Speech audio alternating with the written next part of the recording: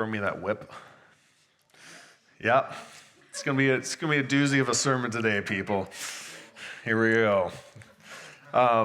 For those of you who don't know or didn't know me when I was being raised, I used to show horses, and we showed horses for years. All my siblings and I, and the Lord just He's been bringing me back to all these different things that He's just He's intertwined in our life, right? If you miss it, if you won't see it. Like if you keep your eyes open.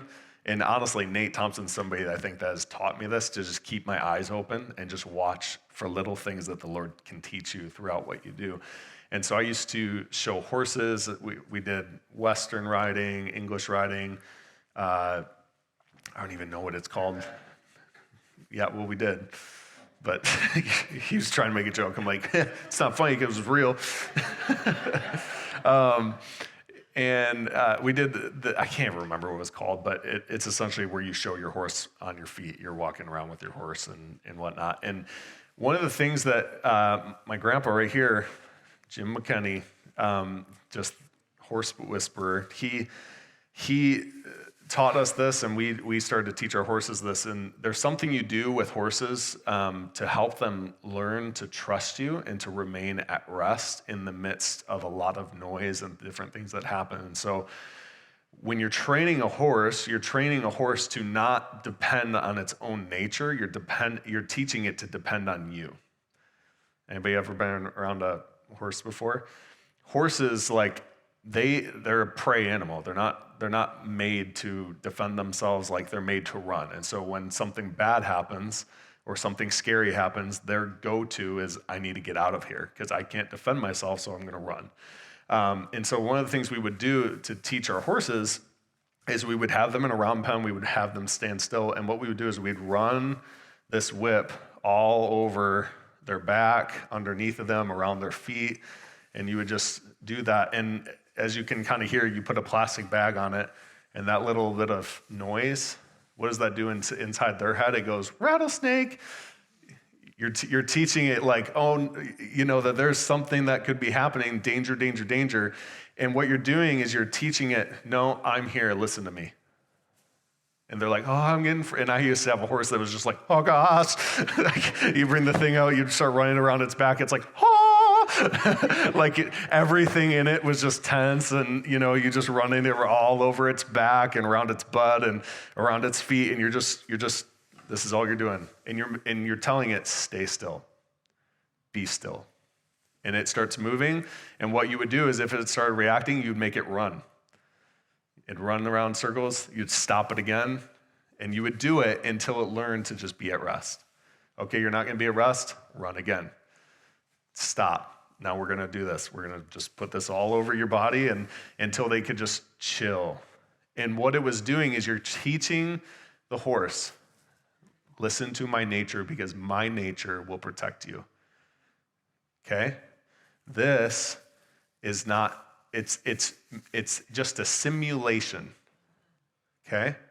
And what it would do is when we would get to the Sandusky Fair, you guys know what the Ring of Fire is? Those things are a death trap. Don't ride those. The Ring of Fire would get going. We'd be, out. If you've ever been to the Sandusky Fair, all the rides are really close to where they show the horses.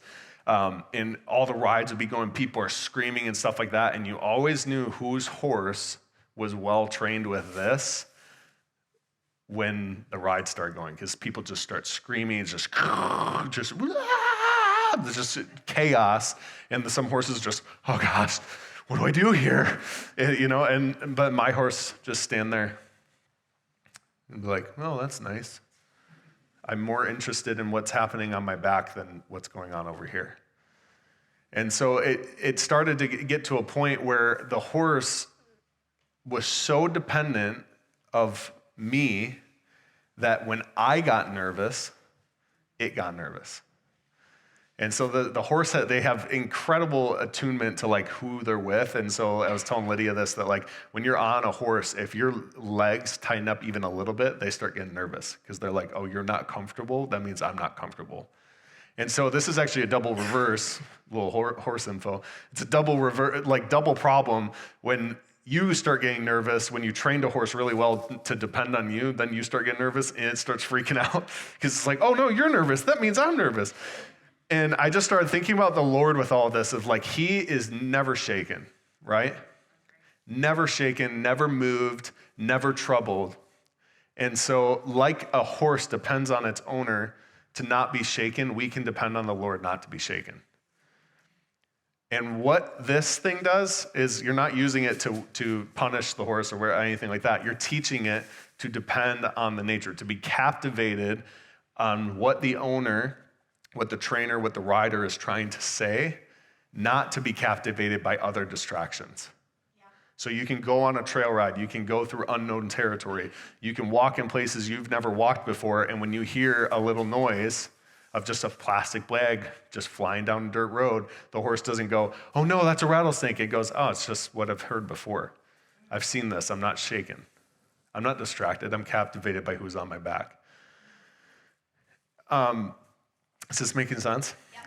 And so I started to ask myself, like, Lord, like, in what ways have I been this horse? In what ways have I allowed just life to be my, oh no, my nature, and really we're all in this just tension right now of depending on your nature or depending on the Lord's nature. That's all we're in. Ever since Eden, that's all we've ever been in is, do I trust my nature or do I trust his nature? In anything that you've ever been through that is not the Lord, like a hard season, maybe like a death in a family, just something traumatic that's happened to you, it may have not been the Lord, but the Lord has been there to be that stability for you. Okay?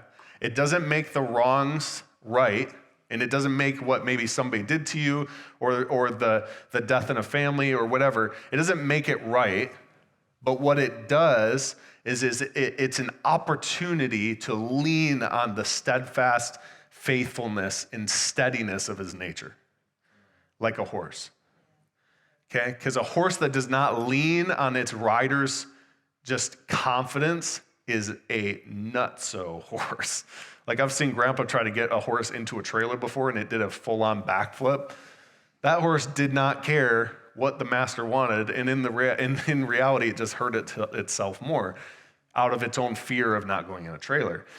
And I started asking myself, like, how have I been that? And I think about like all the different times where I've come to like a crossroads in life and I'm sitting there going, man, I don't know what to do. And then I'm like, oh, well, I'll just follow my peace. That'll go well for me. You ever heard of that? Well, I'm just going to follow my peace. I'm like, don't follow your peace, follow the Lord. Because last I checked, when the disciples were in a boat in the middle of the storm, their peace was not with them, right? Or last I checked, when the Israelites were going around the mountain, their peace was somewhere elsewhere, but yet the Lord was with them. And so like I've made decisions in my life where it's like, well, I'm just going to follow my peace, and I follow my peace, and my peace just led to destruction and not to a steady foundation. Or there's been times where somebody says something about me and they slander me. They say I did something I never did, whatever. And inside I want to go, no, hold on, and you're Facebook. Well, this person, they wrote a post about me. It didn't say it was about me, but it was about me. You know what I'm talking about, right? Just that stuff that you allow to just shake you up. Somebody says something, you get shaken a little bit. What does that say? It says our nature is a little bit caught up in our own nature that wants to react out of what we were made. You catch what I'm saying? A horse is made to react to a rattlesnake, right? But when the owner says that's not a rattlesnake, it doesn't react. Somebody says something bad about you, whatever. You start to, I want to react. That's your nature saying, react, defend yourself. And Jesus says, no, if they slap you, give them the other one too. That's not your nature, right? Your nature is defend. He says, no, my nature is you will not be shaken. Come on, dude. Our nature says, an eye for an eye. You hit me in the eye, I get you in the eye. He says, no, that's not how I work. Come on. So why am I saying any of this? I'm saying this because if we are to be a people that are central around the presence of the Lord, if we are to be a people that say our life is completely focused on one focal point, and it is Jesus, that's the focal point. Why do we do the clearing? To make Jesus the center of all of our focus. To be captivated on his nature and who he is, not captivated by this. But that's a lot harder than, right? Easier said than done. You guys tracking with me? Yeah. Sorry, sometimes you guys get so quiet. Georgina, I need your help.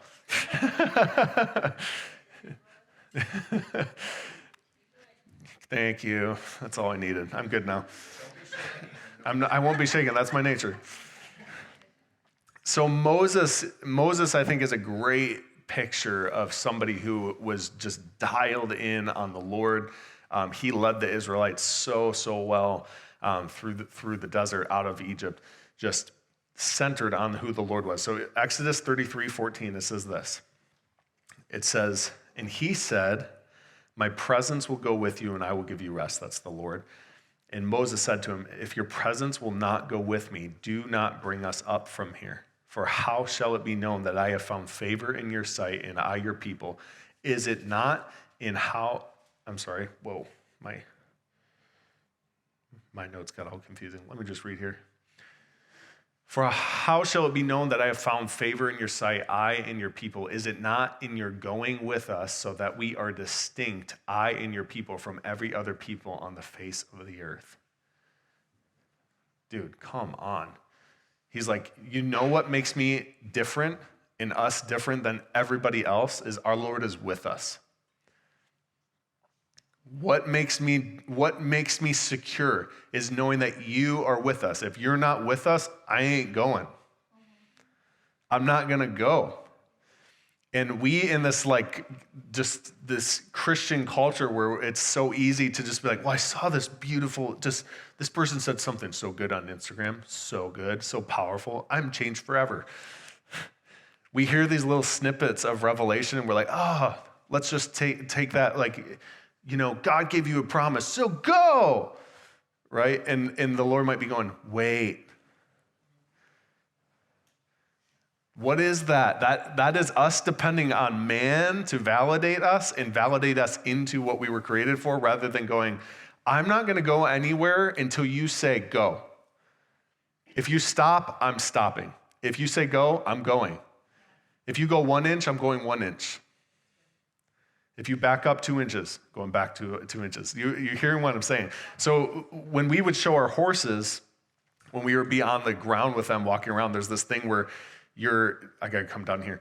You stand with your horse and the judge, they walk around you and you have to go back and forth. You're switching sides and you're walking around with the horse and everything like that. And all that you're doing is you're proving my horse can stand still even when I'm moving. And what is happening is the horse is going, I'm ready to do anything you have to do, and I'm watching every single footstep that you make. And the horse will stand there, and they will watch you go back and forth in front of itself. And then when you take one step to walk, a good horse will start walking without being pulled. Okay, let's talk dog terms. You know, a good dog is not a dog that you're like, come on! A good dog is one that you can have slack on the line, be walking down the street, and it's not pulling you and you're not pulling it, right?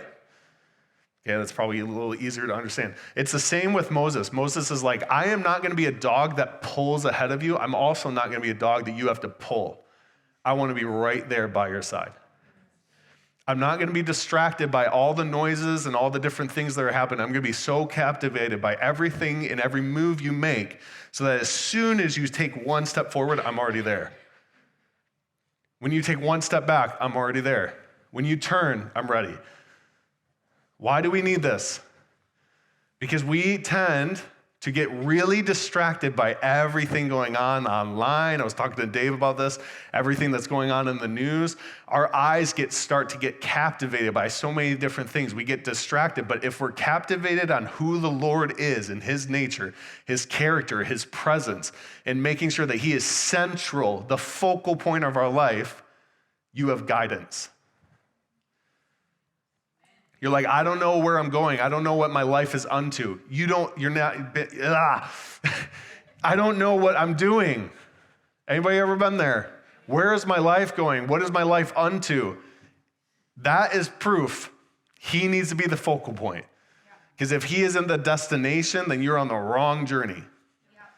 If he's not your guide, you're just on the wrong place. It's something in movies that's actually really interesting. In movies, you look for the hero. There's always a hero and there's always a guide. If you get into this, okay? Luke Skywalker, he's the hero of the story, right? Who's the guide? Yoda. Yoda's the guide. Frodo Baggins, Lord of the Rings. Who's his guide? Gandalf. Think of another one. Jesus, the Father. That's a good one. Yeah, there we go. That's a really good one. You're the hero in your story, right? And you need a guide.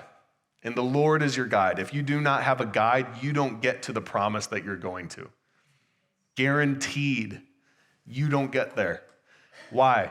Because the Israelites showed us what the pattern was. Without the guide, you go in circles. Same with the horse. You don't listen, do another lap. You don't listen, let's do one more lap. You can't stay still, let's do another lap. Dude, it's in nature. Nature itself understands this. Okay, Grandpa McKinney says this. This blew my mind. He said, when training a horse, you treat it this. You say, you make the wrong things hard, the right things easy. Wait, I'm saying it wrong.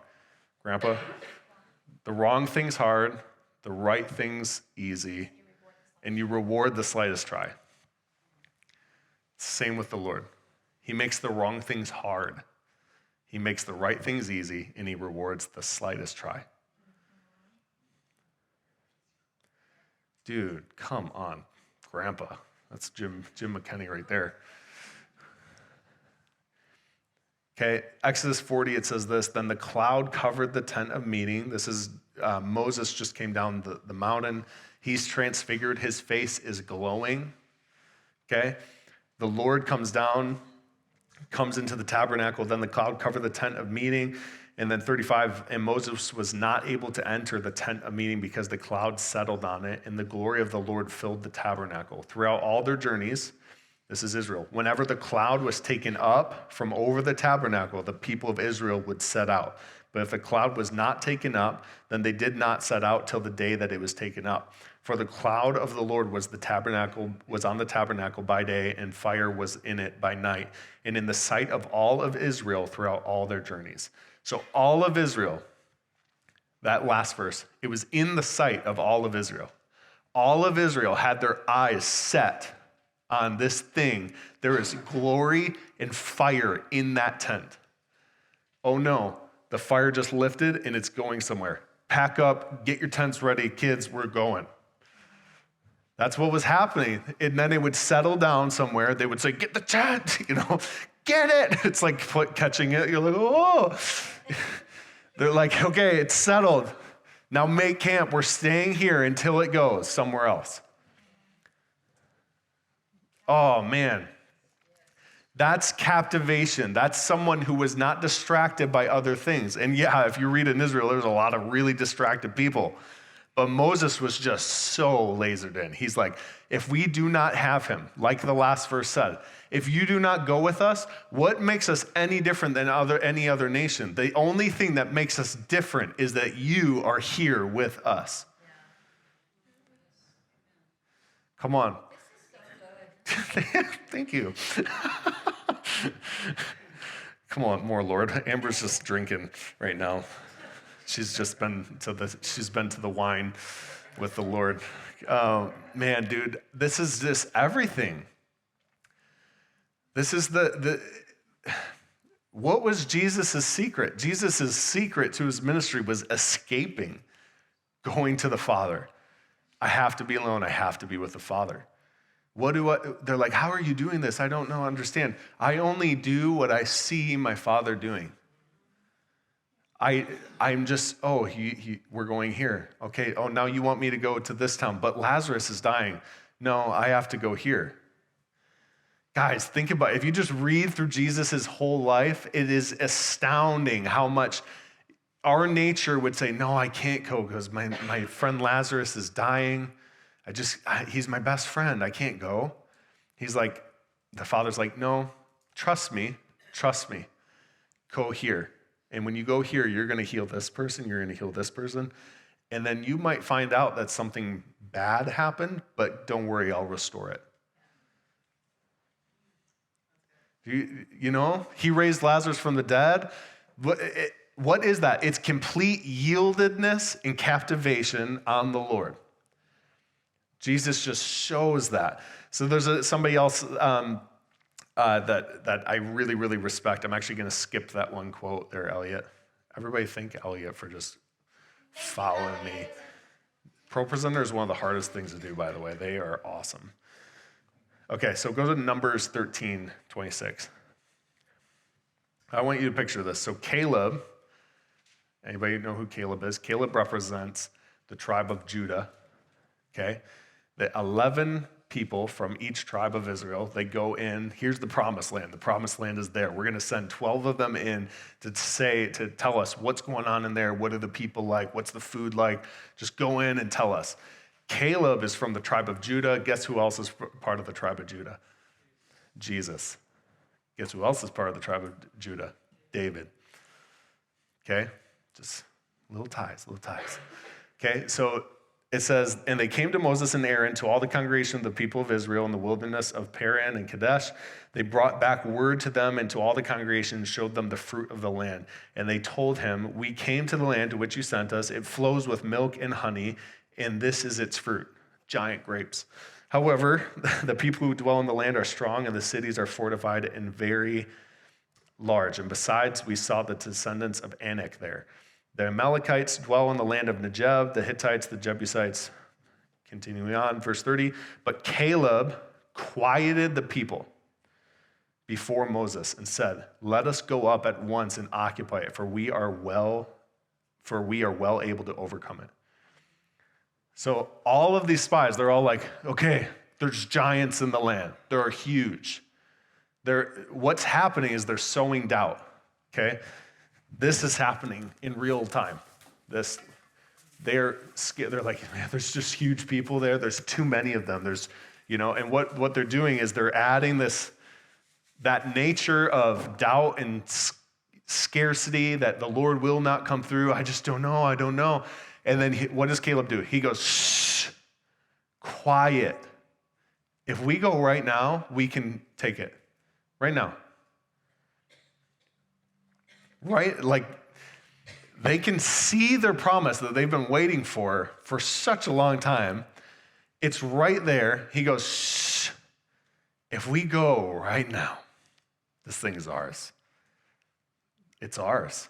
What did Caleb have? Caleb had just utter captivation on the Lord. He's like, I already know who holds the reins here. Okay? Cannot the one who created all of this and all of these people and this land and everything, and the one who said, you will have this land, why would he stop us now? He's brought us here.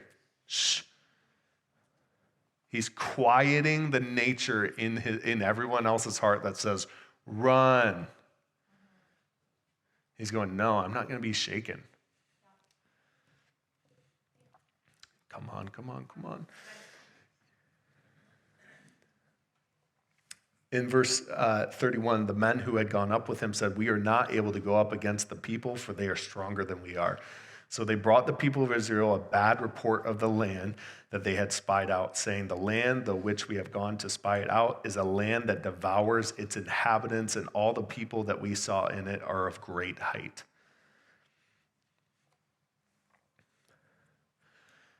Being captivated on the Lord will help you see something one way or the other. You will either see something and say, they are too big, they are too strong, they will devour us. Or you will see something and say, no, the Lord's already done it. That's mine. That's mine. That belongs to me. Oh man, if you've ever heard me preach this before, I preach a message called That's My Sword. Anything the enemy is attacking you with, more than likely, is the sword that you were meant to wield. So if the Lord's attacking you with sexual impurity, whatever, pornography or whatever, that just means that the Lord meant for you to walk in purity and to help other people get free. If you struggle with anxiety, it means that the Lord meant for you to walk in such a high level of peace that when you come across other people that have anxiety, you just break off anxiety. If you struggle with depression, that's your sword. You were meant to walk in joy and have high expectations of the good things the Lord has for you.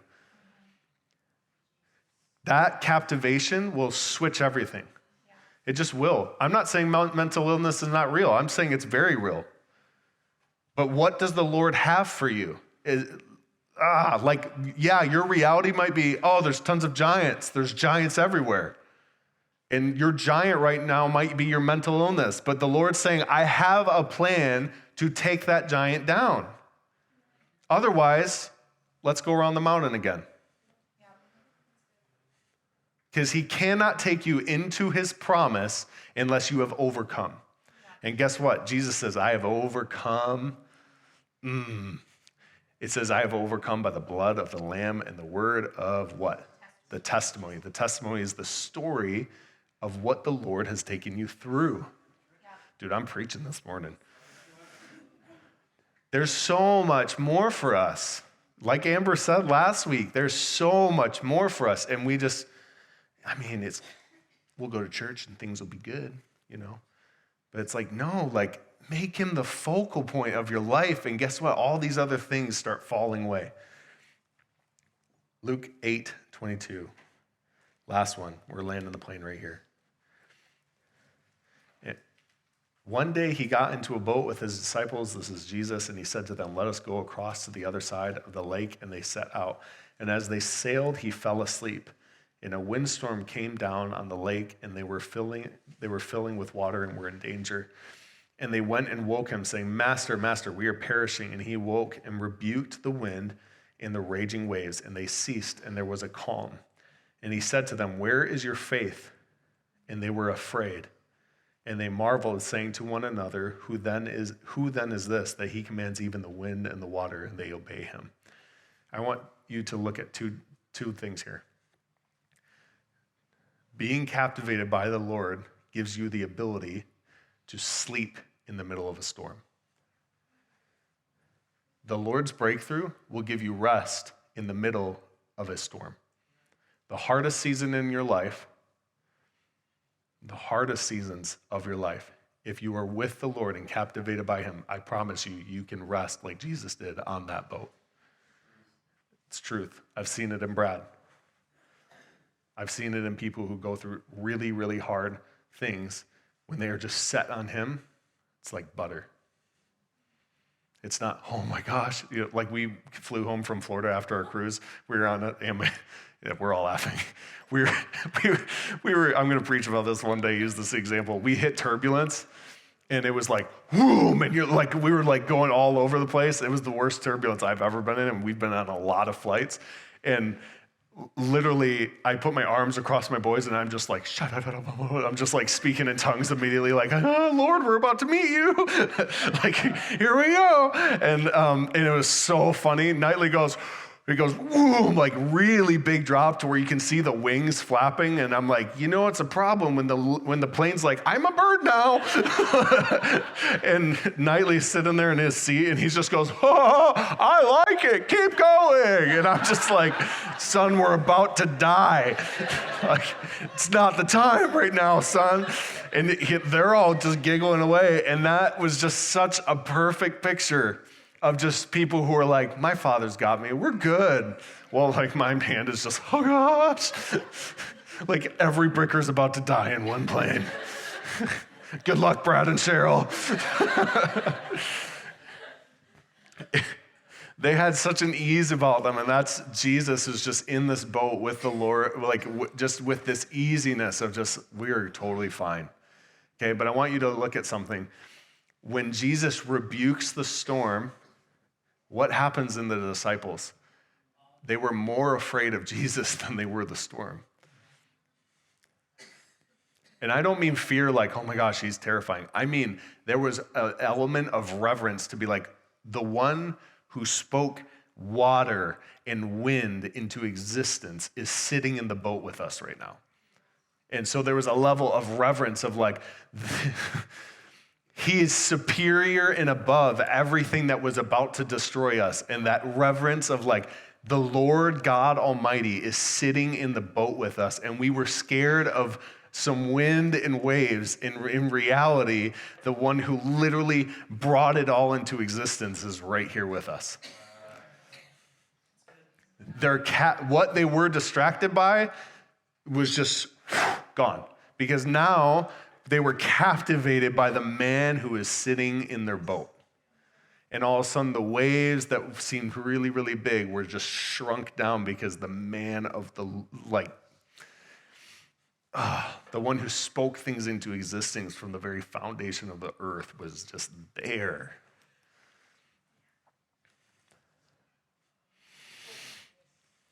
And then we have somebody say something bad about us on Facebook, and we go, oh gosh, I'm angry.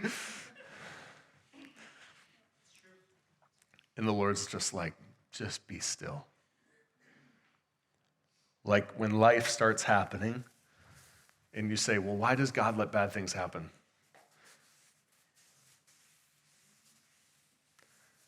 Okay, he lets you walk into a storm so you can silence the storm. But then when you don't silence the storm, you just listen to the waves. Come on. When you're in the storm for a reason. It's not that the Lord created the storm. What did Jesus do? He said, shut up. That's what rebuke means. It says, you're not doing what I created you to do. Stop it. Come on. And so when you're captivated by the Lord, when this thing's going like this, you're like, my ears and my eyes are just too busy because I'm just set on you right now. I can't even listen to this. Just like the horse. You're teaching the horse to go, I can feel that on my ankle, but I'm way more concerned with the two senses that are my ears and my eyes right now. I can feel it. I'm not listening to it. Okay? Yeah. I feel the Holy Spirit. Why is all of this important? I think that people in the world want to see Christians who are not shaken.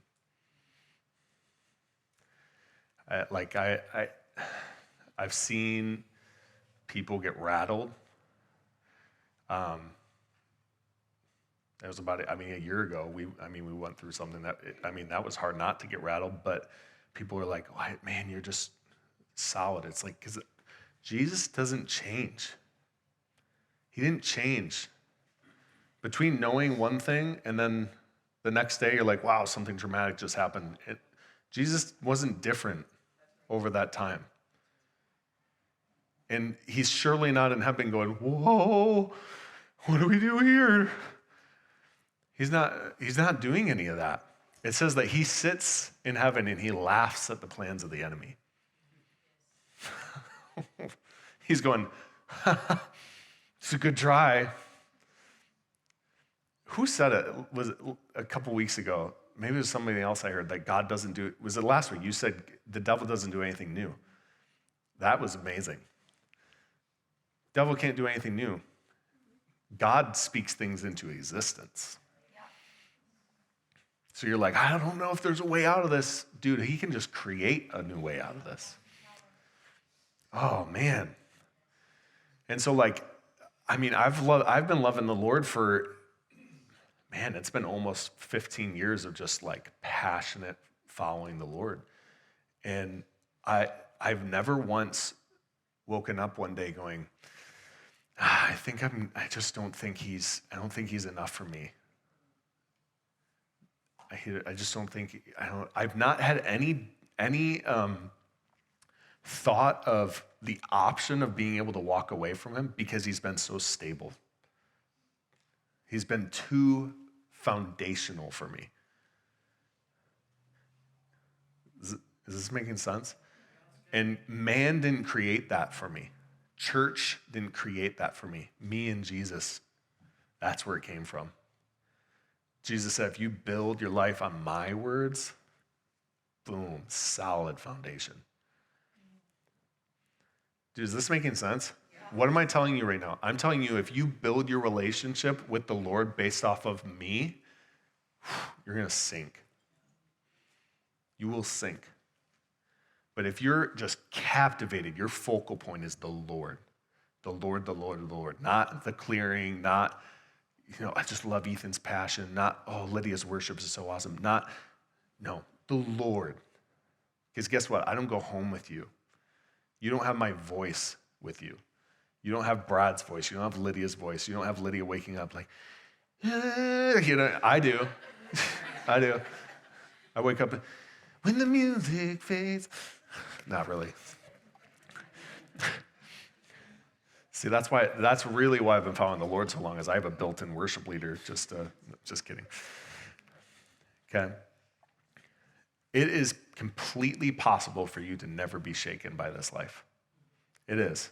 It might feel so far away right now. Let me encourage you. It might feel so not possible and so far away. But I am telling you, when you start valuing his voice, you start valuing who he is, all the other noises just start to get really quiet. And then when they do raise their head, they start, there were I can't lie to you and tell you that a year ago when we sat down at a table and said, let's start the clearing, I sat there and cried. Why? Because I didn't want to give my life to this. Can we just be real? I didn't want to just like I make a really good income at my job, and I have a successful career path and things like that, and that it's just something where you're like, okay, be a pastor. There's that, and I'm not paid still here, and that's not the goal, but listen to me. Stepping into that role, it just requires a lot from you. And what did the Lord do in that moment? With me just crying at the table, everybody's saying, yes, let's start this. I'm the most hesitant person. I'm sitting there going, everything in me going, no. Because think about it. Months prior, I thought I knew where life was going, and then life happens, shakes up. Life just, anybody been scrambled before? Life just scrambles the idea of where we were headed. That happened to me. But guess what? My relationship with the Lord was not scrambled. My idea of where we were going was scrambled. So I just leaned on the Lord, and the Lord said, pick up your cross and follow me. And what was that? That was death. Sometimes, I'm going to preach a whole different message right now. Sometimes you need to die to get to life. And when I say sometimes, always. Sometimes the thing that is preventing you from getting to breakthrough is just letting it die. And for me, it was just, I kind of just like, this thing is not about me. He's the focal point. So when I lead my home, it's not about my happiness, my income, my career path, my. It's about what am I doing for the Lord? Because I do not want to get to heaven one day and stand before him and him go, you just buried it. You buried it. I asked you to multiply it, and you buried it. Do you know what I'm referring to? Right? He wants people who will take his voice and then multiply it. So when we started the clearing, it was like, the only difference was you just got a more dead Ethan. Which is good. That means Jesus has a stronger pulse in my life. Yeah? Oh, man. Brad, I feel like you want to say something. Do you want to say something? No? Okay, cool. I'll land this plane by myself then. Yeah. Yeah, dude, Amber, let's go. Let me say one more thing before we end. No, come up here. No, sit down. I'm kidding. I'm just kidding.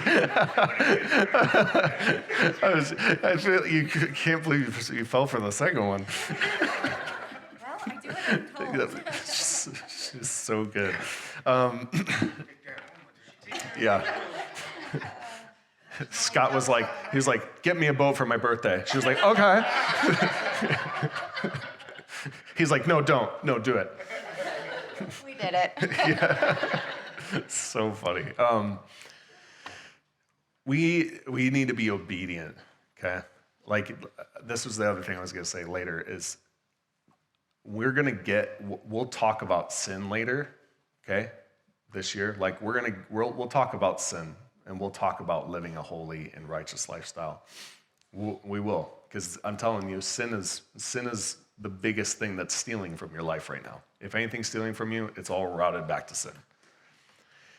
But if we can't learn to be captivated by the one who loves us, then none of this matters. None of it. Like, worship is central about our love for the Lord and our captivation of him. Our ministry unto the Lord and unto people is completely central around who is the Lord. Do we love the Lord? Your job, your life at home, everything. We will forever get people offended that we worship so long. Forever. It will never end at the clearing. I'm sorry, but that will always be a constant offense because people who are captivated by the Lord offend people. It just does. And sorry, I'm going to step on some toes here. If the length of time that we worship offends you, you need to start asking yourself, does it offend me because I have not been with him this week? Yeah. Because I promise you, the more you get to know him, the more you want to be around him. And the more you get to be around him, the more you become like him. And so then when we come in on Sunday mornings, people who have already been with him and loving him and communing with him, they're just ready to go. So they go and they worship and they sing and they look crazy and they love the Lord for an hour straight. And you're thinking, when are we going to be done? And they're like, I'm not over my groom yet. I'm married to this man. He's not going to change after the service. He's not going to, he's always the same. And yet, it's just going to continue to happen. And I just want to encourage you in that. Learn to worship. Don't sit there and just listen to other people love on your Savior. Yeah. Be the one who's like just fighting and clawing to get to the hem of his garment. Amen.